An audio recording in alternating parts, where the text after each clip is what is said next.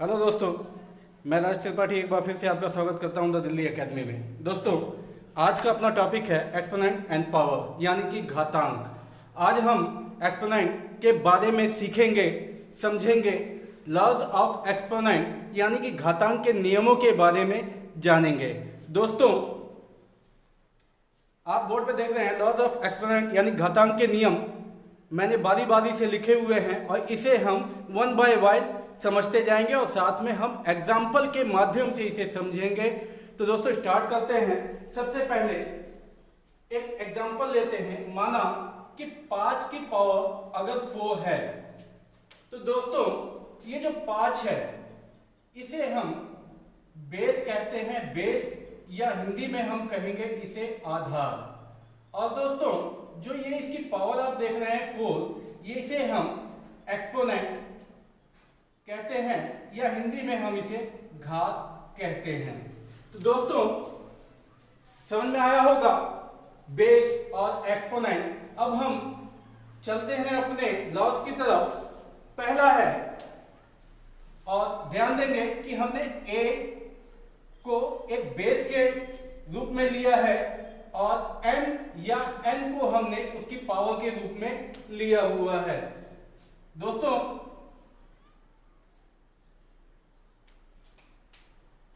पहला जो नियम है वो कहता है कि यदि a की पावर m और a की पावर n को आपस में मल्टीप्लाई करना हो तो हम क्या करेंगे। दोस्तों ध्यान से समझिएगा, इंपॉर्टेंट है। आप अगर देखें तो दोनों में बेस सेम है और दोनों की पावर डिफरेंट है। इस केस के अंदर हम इसकी पावर को ऐड कर देते हैं, m और n को ऐड कर देते हैं। फॉर एग्जाम्पल अगर हम इसका एग्जाम्पल लेते हैं, माना कि 4 की पावर 3 है और उसे हमें मल्टीप्लाई करना है 4 की पावर 2 से। तो दोस्तों बेस सेम है, हमें क्या करना है, इसकी पावर को ऐड कर देना है। मीन जो रिजल्ट निकल के आता है वो 4 टू द पावर 5 आता है। ये आपका आंसर है। दोस्तों इसका दूसरा एग्जांपल लेते हैं। दूसरे एग्जांपल में हम डिनोमिनेटर और न्यूमरेटर के रूप में लेंगे। मान लेते हैं कि 4/5 है और इसकी पावर 3, साथ में मल्टीप्लाई करना है 4/5 की पावर 5 से। दोस्तों सेम प्रोसेस, 4/5 दोनों संख्याओं का जो बेस है वो सेम है, हमें क्या करना है, इसकी पावर को ऐड कर देना है। तो दोस्तों इसका जो आंसर आया 4/5 का जो घात है वो आ गई यहाँ पे 8, यानी 4/5 टू द पावर 8। ये आपका पहला लॉ है। अब हम चलेंगे अपने दूसरे लॉ की तरफ।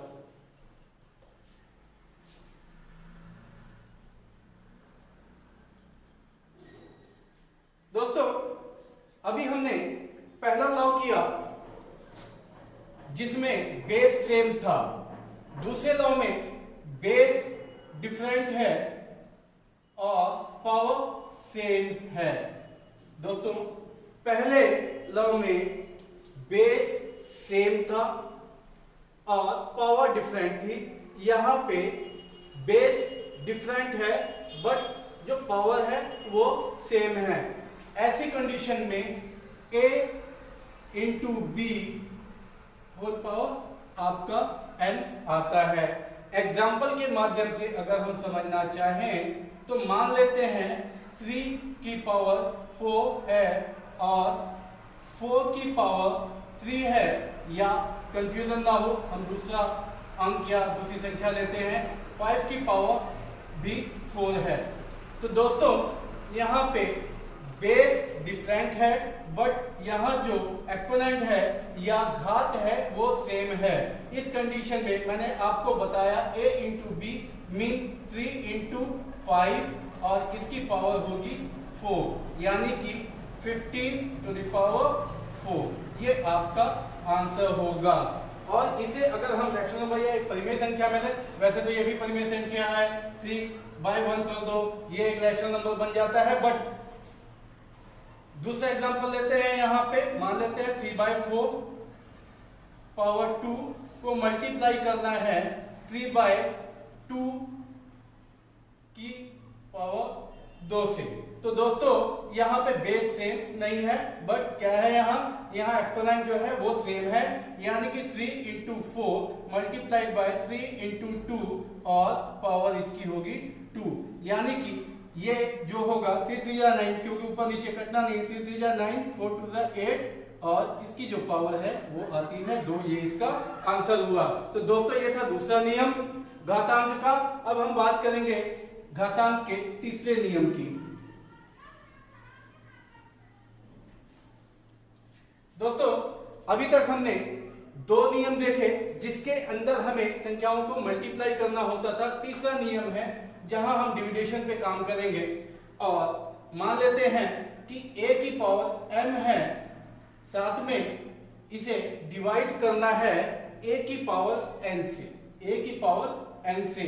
दोस्तों बेस सेम है, बट जो एक्सपोनेंट है, पावर है या घातांक है या घात है, वह डिफरेंट है।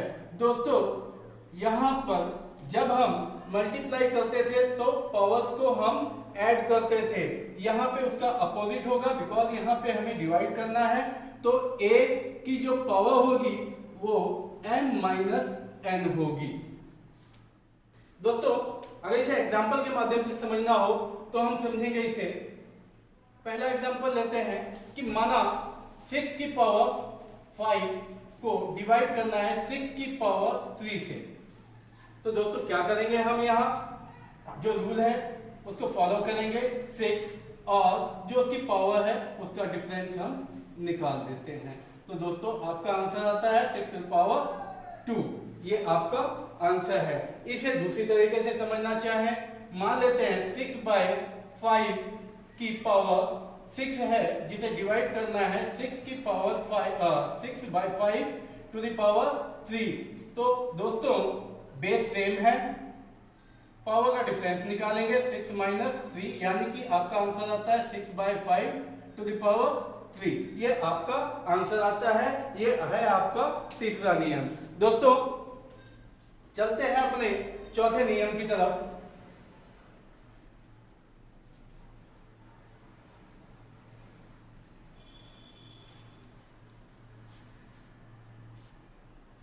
चौथा नियम, a की पावर m को डिवाइड करना है b की पावर n से।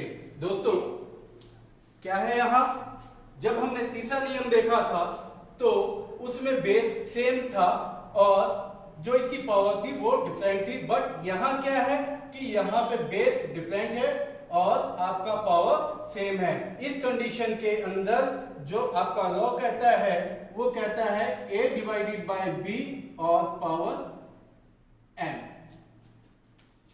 यानी कि a/b और इसकी होल पावर आती है आपकी m, जिसे आप a की पावर m और b की पावर m भी लिख सकते हैं। दोस्तों एक एग्जांपल के माध्यम से समझेंगे। मान लेते हैं कि 4 टू द पावर 3 को डिवाइड करना है 3 टू द पावर 3 से। तो दोस्तों 4/3 होल पावर यहां पे हम लिखेंगे 3, ये आपका आंसर होगा। और दोस्तों दूसरा एग्जांपल लेते हैं हम इसका। मान लेते हैं कि 1/2 की पावर 3 है और इसे डिवाइड करना है 2/3 टू द पावर 3 से। दोस्तों क्या होगा, 1/2 को डिवाइड करेंगे 2/3 से और इसकी पावर होगी 3, जिसे हम अगर सॉल्व करना चाहें तो 1/2 मल्टीप्लाई और इसको हम इसका 2/3 का रेसिप्रोकल लेते हैं, यानी कि व्युत्क्रम लेते हैं, इसको पलट देते हैं संख्या को और पावर आती है आपकी इसकी 3, यानी कि इसे सॉल्व करके हमने लिखा तो 3/4 और टू द पावर आपकी आती है 3। ये था दोस्तों आपका चौथा नियम। बात करते हैं अपने अगले नियम यानी कि पांचवें नियम की।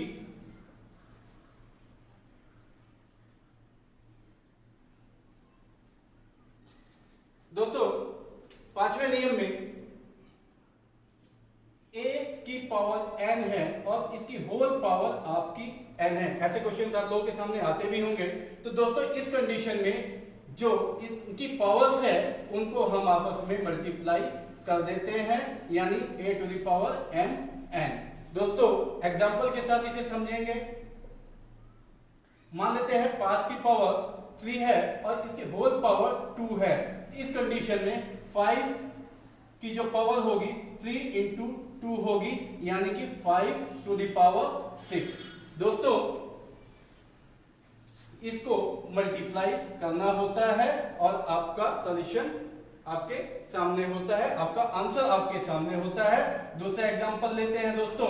मान लेते हैं 3/5 की पावर 6 है और इसकी होल पावर जो है वो 2 है। तो दोस्तों करना क्या है, 3/5 और 6 इंटू 2, पावर में 6 इंटू 2, यानी 3/5 टू द पावर 6 2 जा 12।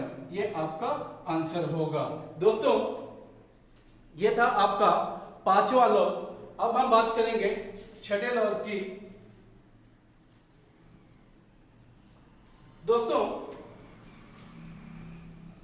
a to the power 0, a to the power 0 बड़ी कंफ्यूजन होती है। मैंने बहुत से स्टूडेंट से पूछा, अक्सर पूछता हूं, तो यहां पे उनके लिए कंफ्यूजन वाला माहौल चालू हो जाता है, उनके लिए कंफ्यूजन वाला दौर चालू हो जाता है। दोस्तों संख्या कितनी भी बड़ी हो, कितनी भी बड़ी हो, अगर उसकी पावर 0 है तो आप डायरेक्ट उसके आंसर में 1 लिख सकते हैं।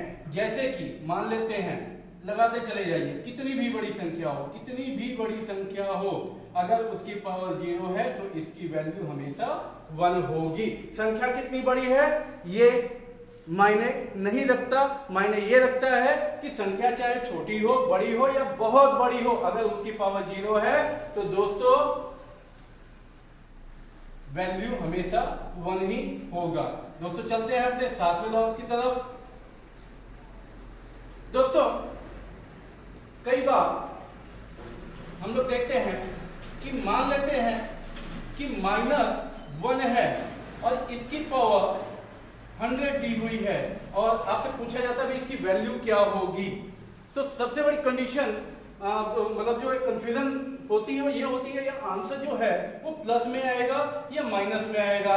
दोस्तों बहुत ही सिंपल है। अब आप इसको -1 इंटू -1 इंटू -1 100 टाइम करके तो नहीं देख सकते।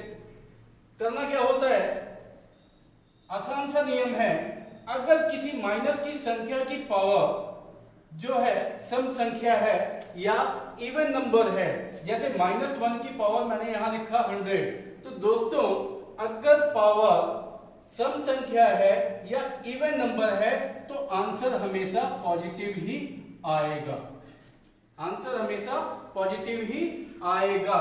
मान लेते हैं कि -2 की पावर 6 है तो इसका जो आंसर आएगा वो पॉजिटिव ही आएगा। अगर पावर इवन नंबर या सम संख्या है तो आंसर हमेशा पॉजिटिव आएगा। दोस्तों इसी प्रकार आपका 8वां रूल क्या कहता है, -1 की पावर अगर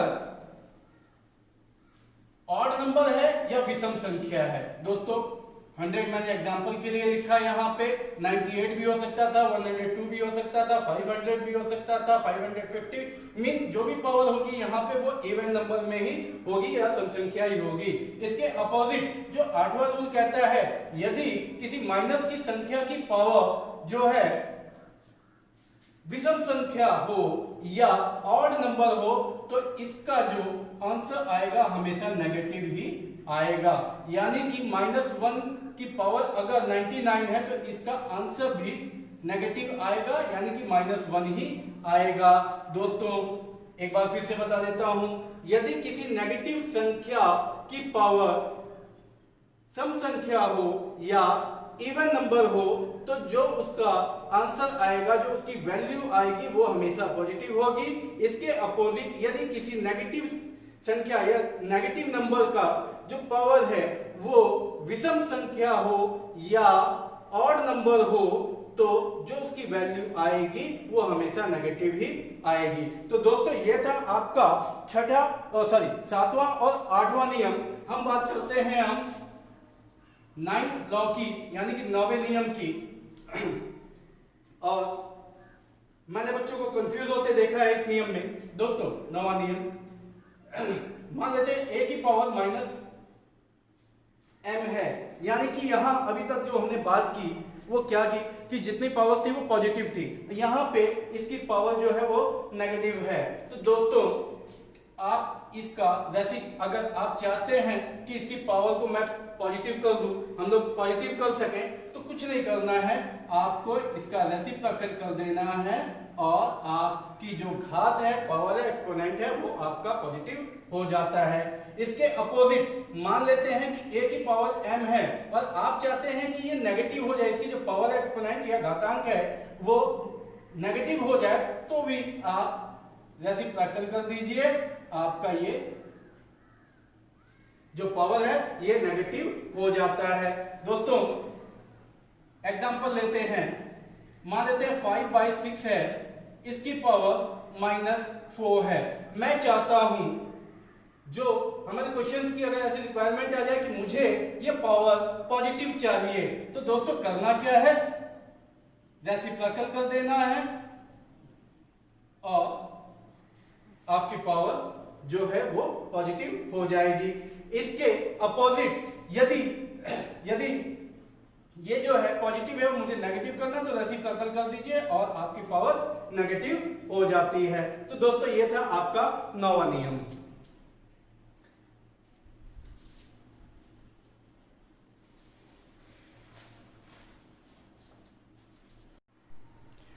तो दोस्तों चलते हैं अपने अगले नियम की तरफ। ये जो नियम है थोड़ा हटके है। अब हमें, जैसा कि आप देख रहे हैं 6872 लिखा हुआ है, इसे हमें स्टैंडर्ड फॉर्म या साइंटिफिक नोटेशन ऑफ नंबर में लिखना है। तो दोस्तों यहां नियम क्या कहता है, ध्यान से समझेंगे। दोस्तों स्टैंडर्ड फॉर्म में लिखने के लिए सबसे पहले हमारे पास है 6872। दोस्तों करना क्या है, बड़े ध्यान से समझिएगा।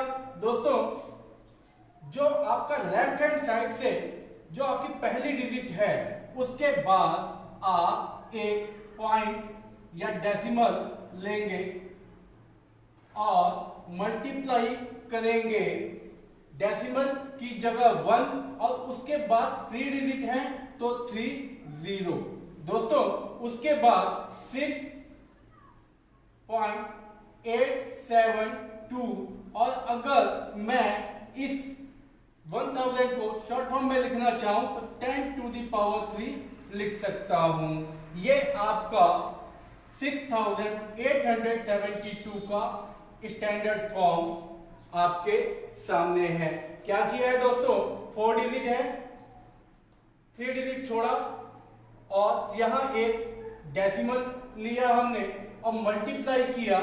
डेसिमल की जगह आप 1 रखें और जितने भी अंक डेसिमल के बाद आते हैं आप उतने 0 लिख दें। दोस्तों उसके बाद आप इसका जो है शॉर्ट फॉर्म लिखेंगे, यानी कि अगर मैं 10⁻³ करूं तो इसका मीन होता है 1000 और आपको इस 1000 की ये शॉर्ट फॉर्म यहां पे लिखनी है, यानी कि घातीय संकेतन में इस नंबर को 1000 को यहां पर लिख देना है। तो दोस्तों ये है आपका स्टैंडर्ड फॉर्म। दोस्तों इसमें एक दूसरा एग्जांपल लेंगे। दूसरे एग्जांपल में दोस्तों लेते हैं 1536 और इसके आगे हम 0 लेंगे। 1 2 3 4 5 6 7 0 लिया हमने। दोस्तों यहां क्या करना है, यहां पे हल्का सा काम बढ़ा है आपका। करना क्या है, 1536 और बाकी जो आपके जीरोस हैं उनको आप इस तरीके से लिख लेंगे। हमने कुछ चेंज नहीं किया है। अगर 1536 यानी 1536 को हम इसे मल्टीप्लाई करेंगे तो आपके सामने ये जो दी गई संख्या है, दिया गया नंबर है, वही आना है। केवल आपको जीरो यहाँ पे अलग कर लेनी है। दोस्तों 1536 इंटू हम इसका स्टैंडर्ड फॉर्म लिखेंगे, यानी कि घातीय संकेतन में हम इसे यहां लिखेंगे। करना क्या दोस्तों, 1 2 3 4 5 6 7 यानी 10 टू द पावर 7। दोस्तों अभी काम पूरा नहीं हुआ, उसके बाद जो अभी पिछला एग्जांपल किया था उसको फॉलो करेंगे। 1 के बाद डेसिमल लगाया 5 3 6 यानी कि पॉइंट या डेसिमल की जगह 1, 3 डिजिट है उसके पास 30 यानी कि ये जो आपका पहले आया था उसको सेम वैसे उतार देना है। दोस्तों 1.536 इसे भी घातांकीय संकेतन में लिख लेना है, इसके स्टैंडर्ड फॉर्म में लिख लेना है। तो ये आता है 10 टू द पावर 3 और 10 टू द पावर 7 ऑलरेडी यहाँ पे है, जिसे हमें सेम यहाँ उतारना है। दोस्तों जो हमने सबसे पहला सीखा था, पहला नियम सीखा था, वो यहाँ अप्लाई करेंगे 1.536 और यहाँ जो पहला नियम था जो हमने सीखा उसे अप्लाई करने के बाद हमारा आता है 10 टू द पावर 10। ये है आपकी स्टैंडर्ड फॉर्म। तो दोस्तों ये दूसरा एग्जांपल था स्टैंडर्ड फॉर्म के लिए। अभी हम चलेंगे तीसरे एग्जांपल की तरफ। हर एग्जांपल में आपको कुछ नया सीखने को मिलेगा। तीसरा एग्जांपल है दोस्तों, मान लेते हैं कि 0.00002 है और इसे हमें स्टैंडर्ड फॉर्म में लिखना है। तो दोस्तों सबसे पहले क्या करेंगे हम, 2 डिवाइडेड बाय पॉइंट की जगह 1 और 1 2 3 4 5 डिजिट है यानी कि 1 2 3 4 5। अभी दोस्तों 2 बाय 10 टू द पावर 5 समझ रहे होंगे। मैंने इसका स्टैंडर्ड फॉर्म लिखा यानी घातांकीय संकेतन में लिखा। दोस्तों काम पूरा नहीं है। अब 2 मैंने कहा कि यदि a की पावर m है और इसे नेगेटिव करना है तो इसका रेसिप्रोकल कर दीजिए, तो आपकी पावर नेगेटिव हो जाती है, ये मैंने आपको बताया। इसी तरीके से यदि 1/5 और इसकी पावर 3 है, मैं चाहता हूं कि यह 5 ऊपर आ जाए, तो कोई दिक्कत नहीं दोस्तों, मैं रेसिप्रोकल कर सकता हूं। मान लीजिए यहां पे 2 है, क्योंकि यहां पे ये प्रॉब्लम है, मुझे केवल ये 10 जो है इसे ऊपर लेके आना। तो दोस्तों इसमें कोई मुश्किल काम नहीं है, 2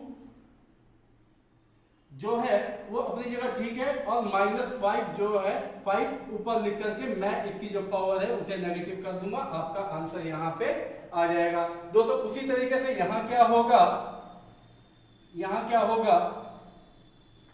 2 इंटू 10 ऊपर आ जाएगा और इसकी जो पावर है वो नेगेटिव हो जाएगी। ये आपका स्टैंडर्ड फॉर्म आपके सामने है।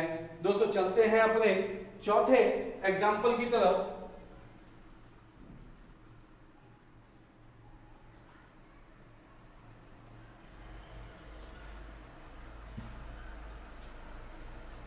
तो दोस्तों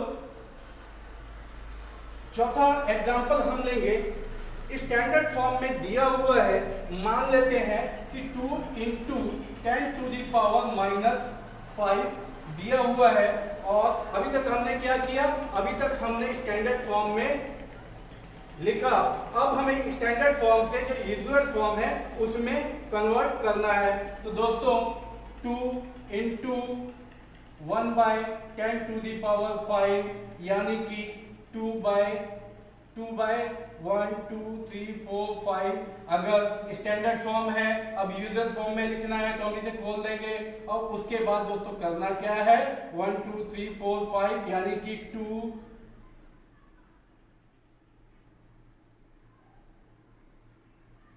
उसका अपोजिट किया। जैसे हम लोग लिखा करते थे स्टैंडर्ड फॉर्म में, उसका अपोजिट काम मैंने यहां किया।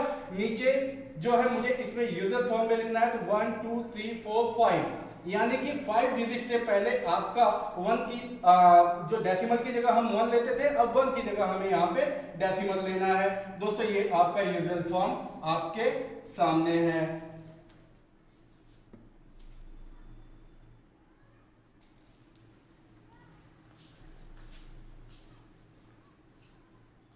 दोस्तों यूजुअल फॉर्म में लिखने के लिए एक एग्जांपल और ले रहा हूं मैं।